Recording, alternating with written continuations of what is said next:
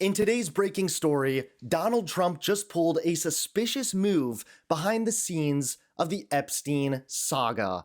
That's right, at this point, it feels like Trump is trying to make everybody believe that he's guilty.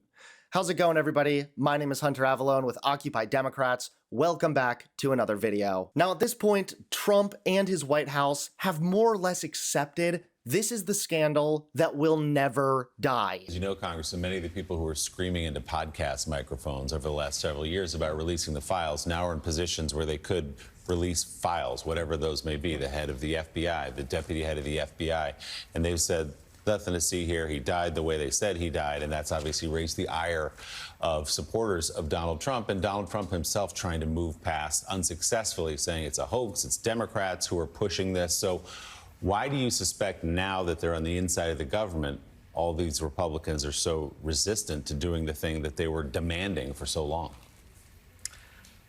Because Republicans are beginning to realize that there's no one in Washington, D.C. who has closer and longer ties to Jeffrey Epstein than Donald Trump. I mean, the public record is damning. You know, there's the 2002 New York Magazine profile in which Donald Trump is the only public figure who went on record acknowledging Epstein's interest in young women. Mar-a-Lago was one of the recruitment sites for Jeffrey Epstein's scheme. And then for me, the most damning fact, Donald Trump made Alexander Acosta, who gave a sweetheart plea deal to Jeffrey Epstein and to all co-conspirators, his Secretary of Labor, which has jurisdiction over human trafficking. Like, all of those facts show that that there's no figure on earth who has less credibility on the subject of Jeffrey Epstein than Donald Trump. And now more and more suspicion is continuing to circulate even around the prison video itself released by the FBI. The report says the unit was secured by two doors, one requiring a key held only by Noel and Thomas. Noel told investigators no one could enter without her physically opening that door. But here's where it gets tricky. Let's look at this one example. 4 a.m. Noel remains in full view of the camera, yet seconds later, someone walks in, and it appears neither Noel nor Thomas let her in. The report is silent on this apparent contradiction.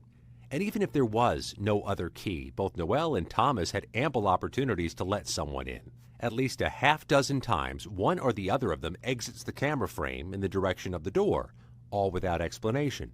We shared this with our forensic experts who agreed there was no way to conclusively determine from the video whether an unseen visitor was or was not let into the Epstein unit, although both Noel and Thomas have said no one else entered. But now things just got so much worse. That's right, in today's top story, Trump just pulled a suspicious move behind the scenes of the Epstein saga. Take a look at this. We recently covered growing rumors that Ghislaine Maxwell, the longtime associate of Jeffrey Epstein, was receiving special treatment behind bars. At the time, speculation was mounting that Trump might be preparing to pardon her after she was quietly moved to a more comfortable minimum security prison camp in Texas, a transfer that caught many by surprise. Well, now those rumors are looking less like speculation and more like confirmation. Here's the reveal, and it's a big one. NBC News has uncovered federal records showing that Maxwell was never eligible for that minimum security facility. By standard Bureau of Prisons rules,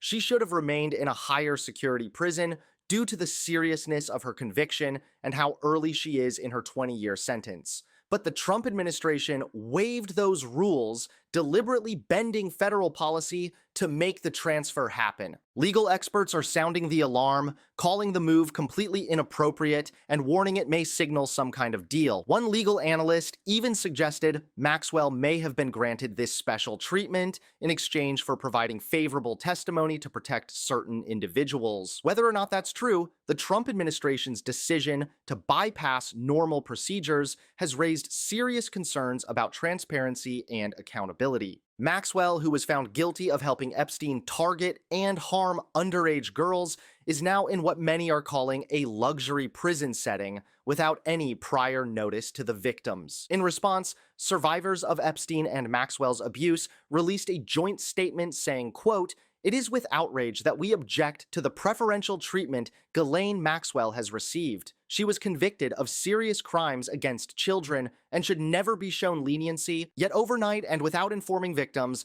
the government moved her to a minimum security facility. This is the justice system failing victims in plain sight. The American public should be enraged by the special treatment being given to a criminally charged offender. This move appears to be part of a cover-up. Victims and the public deserve better.